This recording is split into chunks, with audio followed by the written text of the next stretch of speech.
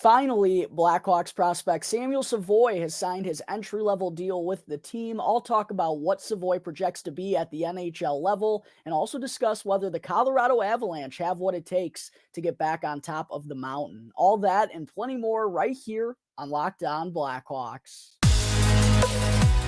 You're Locked On Blackhawks, your daily podcast on the Chicago Blackhawks. Part of the Locked On Podcast Network, your team every day.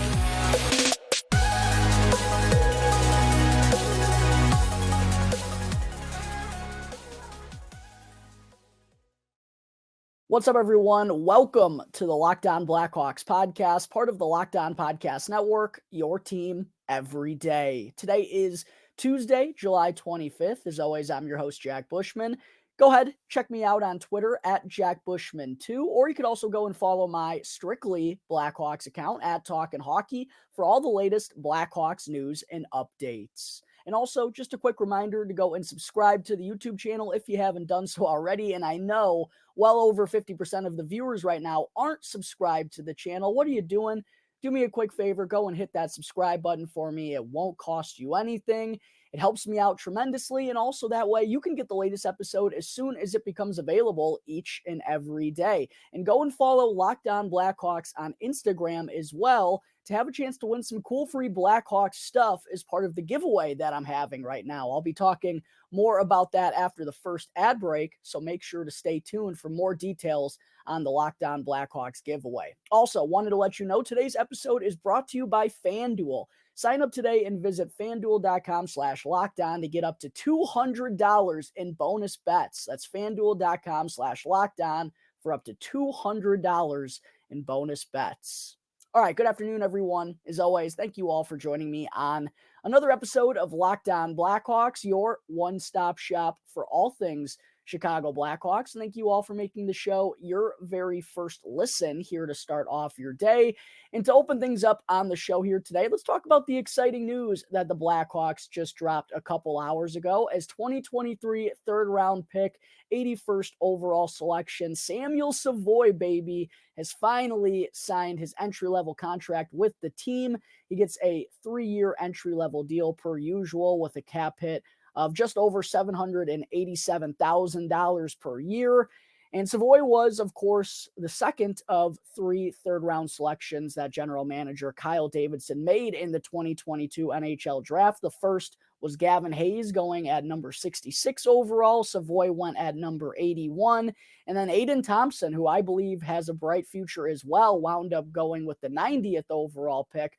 But for Savoie, we got our first look at him at Blackhawks development camp last summer, which with the timing of how things have gone in the last couple of off seasons, because things have been condensed a little bit due to the post-COVID schedule, we're starting to get back to normal a little bit more. But the last 2 summers, we've seen Blackhawks development camp. Unfortunately, this year it was all off ice, but last year development camp was held basically just 3 or 4 days, I believe, following the 2023 NHL draft. So we got a good first look at the talent that the Blackhawks had selected in their 2022 draft class, and getting an opportunity to see Samuel Savoie was a heck of a lot of fun. And I completely understand why Kyle Davidson selected Savoie with the 81st overall pick, because even though he's only 5'9", 5'10", right around 185, 190 pounds, he plays with an edge, and he is not scared of anyone out there. He loves to be physical. Funny enough, even with his teammates at Blackhawks development camp, he's trying to mix it up with those guys. Just loves mucking it up in the corners. He got an opportunity in a couple of scrimmages playing on the same line as Paul Ludwinski, the second-round pick in 2022, 39th overall selection, I believe. And both of them kind of play with the same mind frame. They're not necessarily known for their offense, but boy, do they love grinding it up in the corners, and watching those two go to work together was a whole lot of fun. But and speaking of fun, it seems like Samuel Savoie is always having fun out there on the ice as well. Seems like he's always got a huge smile on his face, or he's sticking his tongue out at his opponents. You can just tell he loves playing the game of hockey, and he loves crawling under people's skin and just kind of being an agitator out there. And it seems like he takes on that role with some pride. So it was fun getting that first little bit of glance at Samuel Savoie, who, oh my gosh, what an absolute beauty this kid is. And then he returned to the Gatineau Olympiques of the QMJHL in the fall for his second full season there, and he wound up having a heck of an offensive season as well. He tallied 26 goals, 33 assists for 59 points in 60 regular season games as an 18-year-old mostly. He turned 19 back in March. But there was a stretch there, I believe, in the December, January timeframe where Savoie was like a point per game guy. And I think he had a point in like 13 or 14 consecutive games. He was rattling it off offensively early on in the year, wound up fading a little bit as the season came to a conclusion, but he did still wind up chipping in for 8 points in 13 postseason games for Gatineau. And all in all, just a major leap in terms of his development offensively this past season, because that was not what he was known for. And I still don't think that's what he's going to be known for, as I'll get into here in just a moment. But a point per game in his second full year in the Q at 18 years old, I mean, that's pretty darn impressive for Samuel Savoie. And because of that surgence in his offense, he actually wound up playing on the top line a little bit for some stretches there for the Gatineau Olympiques. So really good stuff out of Samuel Savoie in the QMJHL this past season. He also mentioned that despite, if you go and look at his numbers, he did rack up a pretty good slew of penalty minutes once again. He actually said that he thought he was a little bit more disciplined out there on the ice. I don't know how true that is. Maybe in his brain, he thought he was a little bit more disciplined out there, but that is something that he's going to have to work on if he wants to make it to the pro level. He can't be an absolute detriment to his team, and he kind of has to learn that there is a time and a place for his antics, and he may not necessarily be able to do that kind of stuff on every single shift. But he is headed back to Gatineau in the fall once again for his third full year there, but I do expect him to make the jump to the professional level following the end of this upcoming season. And it is nice to finally have him signed, because basically all of the high-end picks that the Blackhawks made in the 2022 draft class had already signed their ELCs at this point in time. So I was kind of just sitting over here, twiddling my thumbs, waiting for the news on my boy Samuel Savoie, because he is going to be quite a fun one if he winds up reaching the NHL level. And that takes me to the next point that I want to talk about here. What's Samuel Savoie's projection as an NHLer?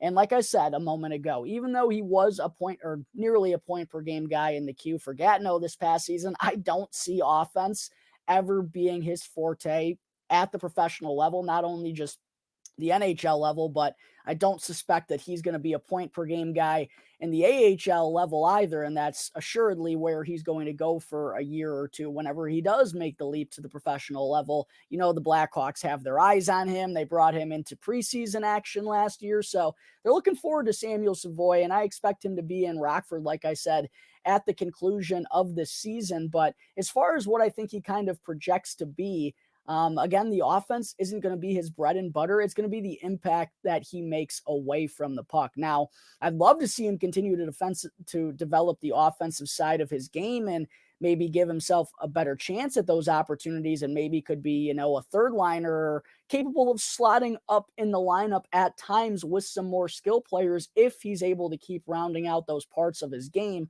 But all in all, I do believe that he's going to be a bottom six forward. And one thing in particular I think he needs to work on, not only keeping himself a little bit more disciplined, but I think he also really needs to start taking defense seriously, because the way that he can agitate out there, the way that he likes to be physical, and he's already capable of grinding it up, if he can become a responsible and a lockdown winger in the bottom six for the Blackhawks, and can be someone that maybe can go out there and kill penalties and, like I said, bounce up and down the lineup and can be a very valuable bottom six guy, I really do think Samuel Savoie has the making of that if he kind of just starts putting his head on a little more straight and I love the agitator role, and I think that is going to give him a chance, but he does have to understand there's a time and a place for that.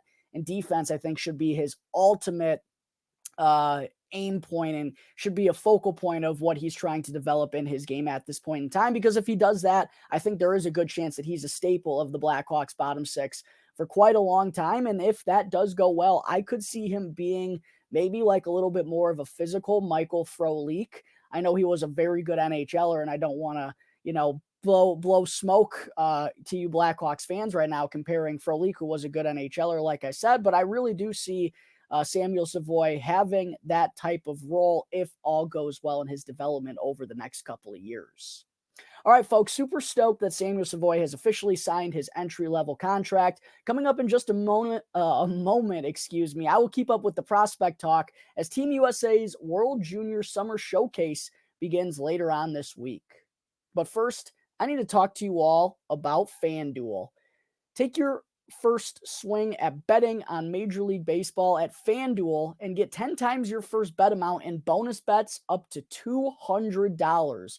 That's right, just bet $20 and you'll land $200 in bonus bets, win or lose. That's $200 that you can spend betting everything from the money line to the over-under to who you think is going to hit the first home run, all on an app that's safe, secure, and super easy to use. And plus, when you win, you get paid out instantly. There's no better place to bet on the MLB than FanDuel, America's #1 sportsbook. So sign up today and visit FanDuel.com/lockedon to get up to $200 in bonus bets. That's FanDuel.com/lockedon to get $200 in bonus bets right now. FanDuel, an official partner of Major League Baseball. All right, we're back here on the Locked On Blackhawks podcast, part of the Locked On Podcast Network, your team every day. Real quick, if you haven't done so already, please make sure you're subscribed to Locked On Blackhawks on YouTube. I'm really trying to boost the numbers up right now. And if you're subscribed to Locked On Blackhawks on YouTube and following Locked On Blackhawks on Instagram, you'll have an opportunity to win some cool free Blackhawks stuff as part of the giveaway that I'm doing right now here on Locked On Blackhawks. All you have to do in order to qualify, you have to subscribe to the YouTube channel, you have to be following Locked On Blackhawks on Instagram, and then quickly DM Locked On Blackhawks on Instagram a picture or a screenshot that proves that you're subscribed to the YouTube channel. That's all you have to do. And you'll have an opportunity to win some cool free stuff. I've posted all the items involved in the giveaway on the Locked On Blackhawks Instagram channel. You can go and check it out there. And the lucky winner will be able to select one item of their choosing. So make sure you're subscribed to the channel. Go and follow Locked On Blackhawks on Instagram as well. Quite honestly, I think I'm going to be choosing the winner once I reach 250 followers on Instagram. So everyone out there right now, if you're not following the channel at this point in time, go and do that real quick to have an opportunity to win some cool free Blackhawks stuff courtesy of yours truly here on Locked On Blackhawks. All right, enough of that. Segment 2, kind of piggybacking off of the Samuel Savoie talk, I also wanted to mention that the World Juniors Summer Showcase begins later this week. It actually kicks off on Thursday, and there are a handful of Blackhawks prospects that are getting some work in at the moment and for the next couple of weeks with Team USA. And there were also a couple of other Blackhawks prospects that were part of Team Canada's virtual meetings that they had. They didn't hold a summer camp, as I'll discuss here in just a second. But for Team USA, it's certainly a little bit of a exciting time here in the summer when we usually get a lull in all the hockey news and there's not that much going on. Team USA is actually holding their summer showcase from July 27th, which is Thursday, until August 4th up in Plymouth, Michigan, with Finland and Sweden also taking part on the action. And there's going to be 8 games held, 2 every day from the 29th. There's going to be 2 games on 4 days. It's an 8-day long event. 4 days will have 2 games a pop. Those are on the 29th, the 31st, the 2nd, and the 4th. And the games also will be streamed live at usahockeytv.com. So for any of you Blackhawks fans out there trying to get another peek at a couple of Blackhawks prospects over the summer, there's an opportunity to do so at usahockeytv.com. And by the way, there are 4 Blackhawks prospects who are taking part in this showcase in the next couple of weeks. And those 4 are Frank Nazar, Oliver Moore, Gavin Hayes, and Sam Rinzel. And for those who are unaware, this is just a little good summer competition and just an opportunity for the United States and also Sweden and Finland, of course, to kind of get a little bit more evaluations on these players who are attempting to make their respected countries' national teams for the 2024 IIHF World Junior Championship, which as always begins the day after Christmas later on this winter. So there's a lot of these guys trying to leave lasting impressions and trying to give off some good looks to be in good graces heading into the World Juniors later on this fall. As far as these four go for the United States, I think Frank the Tank and who did I forget? Frank the Tank and Oliver Moore, of course, the second first-round selection for the Blackhawks in 2023. I think those two are, at this point, pretty much locks to be on the United States World Juniors team, and they could even be, a couple of the top 6 or top 9 centers for Team USA, depending on how their roster is all going to shake out. As far as Gavin Hayes and Sam Rinzel go, we're going to have to see what happens in camp. Gavin Hayes, though, did have a really impressive season with the Flint Firebirds in the OHL, and his shot drew some recognition. I remember him getting voted as one of the best goal scorers in the league and having one of the hardest shots as well. So he's starting to pop up on some folks' radars after a 41-goal campaign last year. I wouldn't rule Gavin Hayes out from making the team. And Sam Rinzel, even though he was back in the USHL, a big 6'4", smooth skating right-handed defenseman, I don't know how many of those the United States are going to have. So I'm not going to rule out that those two don't make the team either. Could have a slew of Blackhawks prospects suiting up for the United States at the World Juniors in the winter, which you would love to see. And then, as I referenced a little bit ago, Hockey Canada did not have and will not have a summer evaluation camp here, and they're not going to be taking part in the showcase, but they did have virtual meetings for this summer, and they had 45 players take part in those virtual meetings, and among them were 3 Blackhawks prospects in Kevin Korchinski, Paul Ludwinski, and none other than Samuel Savoie, who just signed his entry-level contract, of course. But it's looking like Team Canada is not going to be quite as stacked and littered with Blackhawks prospects as they were this past winter, where the whole left side of their blue line was Blackhawks prospects and Nolan Allen, Ethan Del Mastro, and Kevin Korchinski. For Kevin, he is going to be an absolute stud for Team Canada in the World Juniors this fall. I firmly believe that. He didn't have a huge role for them, but was one of the younger defensemen on the team. Now that a lot of the older blue liners have graduated and aren't eligible for this tournament anymore, I suspect Korchinski is either going to be playing on the top pairing or the second. He's going to be quarterbacking the power play and should have a really massive role on Team Canada's squad. For Paul Ludwinski and Samuel Savoie, I do kind of think they have an outsider's chance, a small chance that they wind up making Team Canada's roster. Paul Ludwinski, I do think, is the one who has a little bit of a better shot, considering he's a little bit bigger than, not by much, but is a little bit bigger than Samuel Savoie is. And I do think out of those two, he's the one that probably has better offensive instincts. Now, that's not to say that Savoie can't make it either over Ludwinski, but quite honestly, I have a hard time seeing either of those two suiting up for Team Canada. It could wind up being only Kevin Korchinski. Hopefully one of those two find a way to sneak onto Team Canada's squad, though, before Christmas comes. All right, folks, coming up in just a moment, don't go anywhere, as I still have to get into my Central Division preview on the Colorado Avalanche. Before I wrap things up, I do want to let you all know about the cool stuff that I have planned for Locked On Blackhawks here in the next couple of weeks. Of course, make sure to go and subscribe, like this video, go and comment down below, as always, to help drive the CEO in my favor. Also, go and follow Locked On Blackhawks on Instagram as well to have a chance to win some cool free stuff in the giveaway that I'm having. But as far as the videos go, I recently had a conversation with John Chick from Locked On Rangers talking about Patrick Kane's future. And you're going to be seeing a heck of a lot more crossovers coming out in the next couple of months as we start to creep towards the beginning of training camp and all that good stuff. I'm going to be having a conversation actually in the next couple of days with the folks from Locked On Avalanche. I'm sure I'll be having a chat with Seth Topal from Locked On Wild here soon. A lot of Central Division crossovers, as fittingly I'm breaking down the rest of the teams in the Central Division right here on Locked On Blackhawks. Make sure you're subscribed to the YouTube channel so you don't miss out on any of that good stuff. All right, segment 3, without any further ado, it's time to get into my next Central Division preview here on the Locked On Blackhawks podcast, where I take a deeper look at each of the other 7 clubs in the NHL Central Division.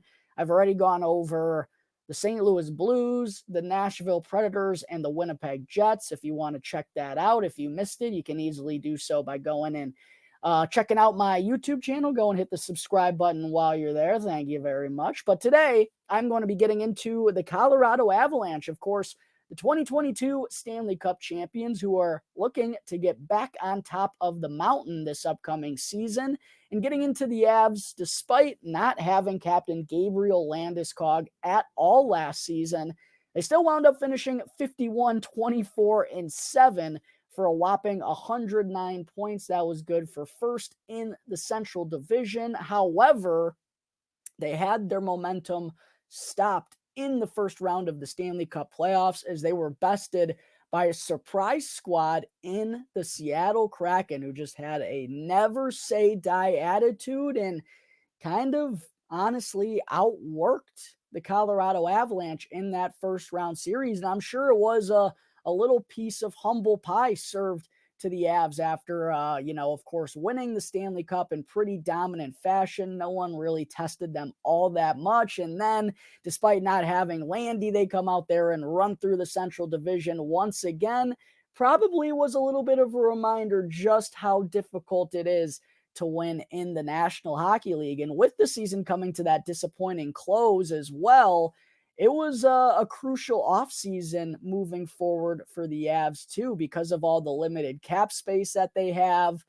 They had to say bye to a lot of decently key pieces over the last few years. They lost JT Compher in free agency, as well as Eric Johnson. Lars Eller and Matt Nieto weren't signed to the team. Darren Helm wound up retiring.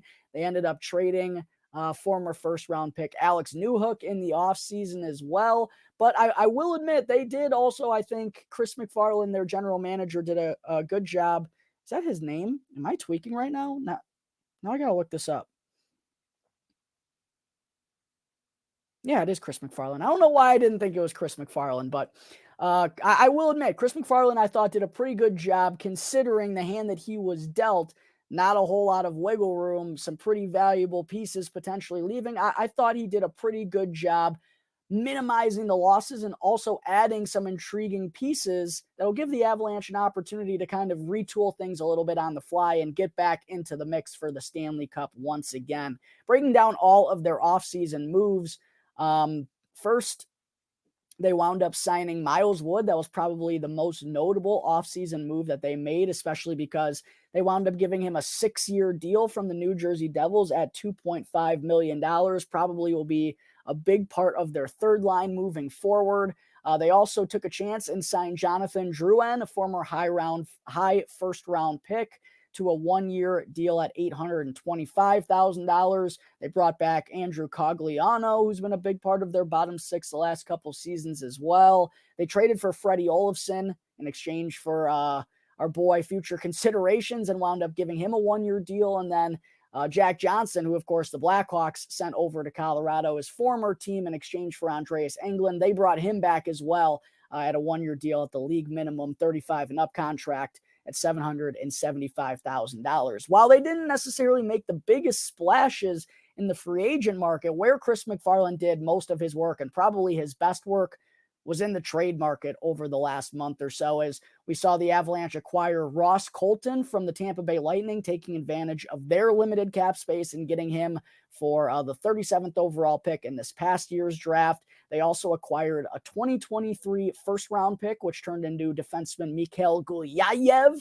and a 2023 second-round pick in exchange for Alex Newhook, which, yeah, I do think they punted on him a little early, but that's a pretty darn good return considering the struggles that Alex Newhook has experienced early on in his NHL career. And then they also got Ryan Johansson basically for free. I mean, the Nashville Predators retained half of his salary, and they only had to give up Alex Galchenyuk in return, who's not even on the Nashville Predators or another NHL club at this point in time. So that was a really good deal. I mentioned the Freddie Olofsson and Jack Johnson trades already as well from Jack Johnson was at the deadline. Olofsson was also in the summer as well. But adding Ross Colton, Ryan Johansson, and getting a first and second round pick for Alex Newhook, I would say all in all, pretty good summer of trades for Avs general manager Chris McFarland.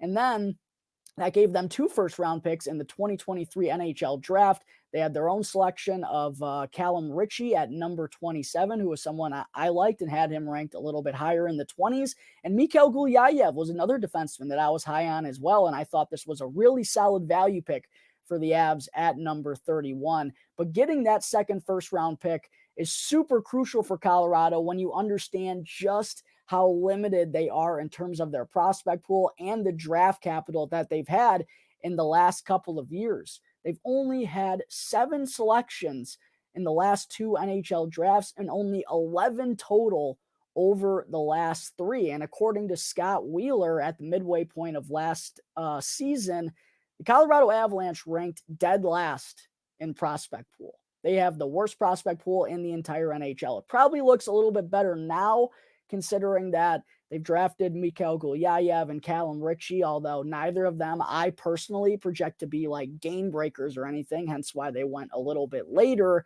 That deepens the prospect pool a little bit, but they still are remarkably thin, and it's just going to be intriguing to see what happens with the Colorado Avalanche over these next few years. But regardless of the lackluster prospect pool, they do have enough right now, undoubtedly, to still make a run and to be one of the top teams in the entire NHL. They have a cup caliber forward group, especially, even though Gabriel Landeskog, their captain, is going to miss the entirety of this season again.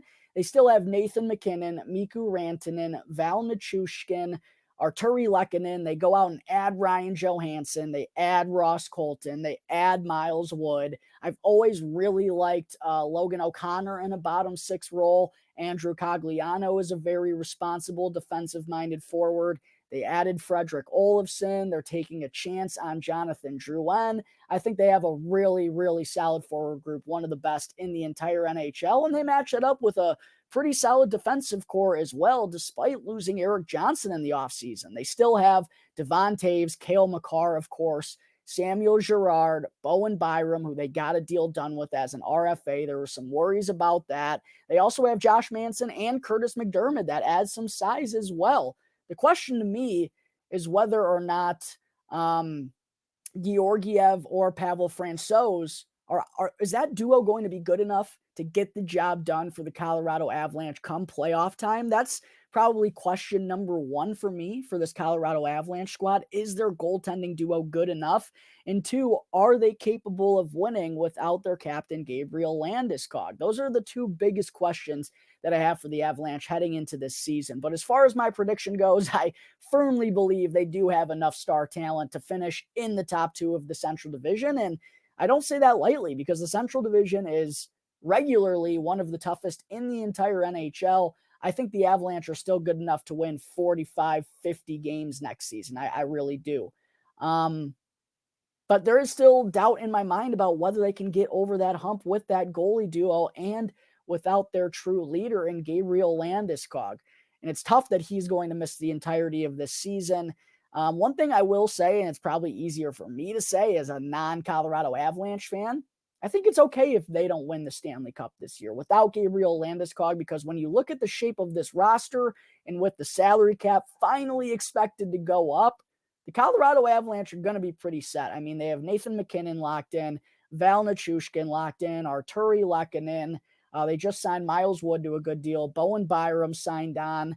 Cale Makar signed on. They have a lot of their key pieces signed on. The only real worry is Mikko Rantanen only has 2 years left on his current deal. He's really the only star that we could see depart Colorado in the next 4 to 5 years, I believe. So at the end of the day, yeah, it's going to be disappointing for Avs fans if they don't win this year. I believe they have a team that's good enough to contend.